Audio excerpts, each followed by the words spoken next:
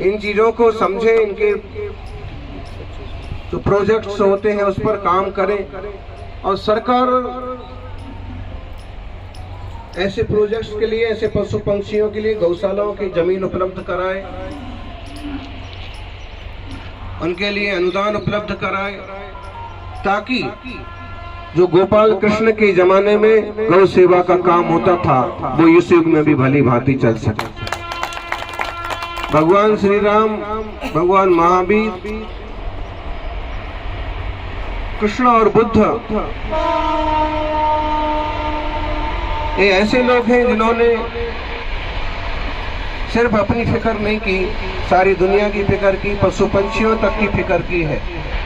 ऐसे में सभी लोगों को चाहिए कि मिलजुल करके इन उपक्रमों को जिंदा रखें। यहाँ हनुमान जी का वंशज जिन्हें कहा जाता है, ऐसे बंदरों को भी जिनका पांव टूट गया है, पैरालिसिस हो गया है, जिन्हें कोई ले आया है, कहीं मालूम पड़ा तो ये एम्बुलेंस से जाके लेके आए हैं। यहाँ के कार्यकर्ता निश्चित रूप से आशीर्वाद के पात्र हैं। और ये पीली टी शर्ट में पूरी सेवा देने वाले, दिन रात काम करने वालों को तो जितना आशीर्वाद दिया जाए बहुत कम है। ध्यान रखिए, केवल धन मायने नहीं रखता है, धन से बढ़कर के होती है सेवा। 1500 रुपये लेकर के कोई अगर समर्पित होकर के यहाँ गायों की निरंतर सेवा कर रहा है तो समझ लो वो भाग्यशाली जीव है, और उससे सहयोग करने वाले उससे ज्यादा भाग्यशाली है। तो यहाँ जो काम करें, यहाँ जो कार्यकर्ता हो, जो कर्मचारी हो, पदाधिकारी हो, सबों को बहुत सारा आशीर्वाद।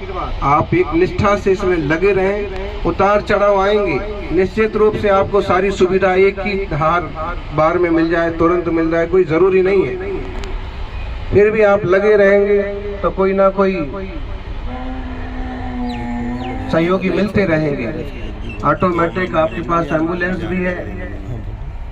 ये उपक्रम करने वाले, सहयोग करने वाले सारे लोगों को समय समय पर इकट्ठा भी करें। और आज जैसे हम आए हैं, तो आज जो लोग आए हैं वे कुछ ना कुछ यहाँ पर गौ सेवा में दान समर्पित करके जाए। और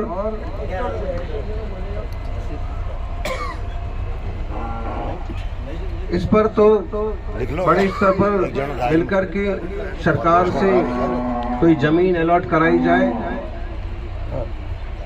ये समझ लीजिए प्राकृतिक उद्योग है, ये फैक्ट्री और दूसरी चीजें अपने तरह के उद्योग हैं, लेकिन गौवंश की रक्षा, विकास और स्वास्थ्य की सेवाएं ये निश्चित रूप से भारतीय संस्कृति का एक प्राकृतिक उद्योग है, पुरुषार्थ है। इसमें लाभ कितना हो ये मायने नहीं रखता है, इसमें सेवा कितनी हो ये मायने रखता है। आप सभी जुड़ करके करते रहें, और जिनकी जो भावना है वो अपनी भावनाएं प्रस्तुत करें। सभी को मंगल आशीर्वाद।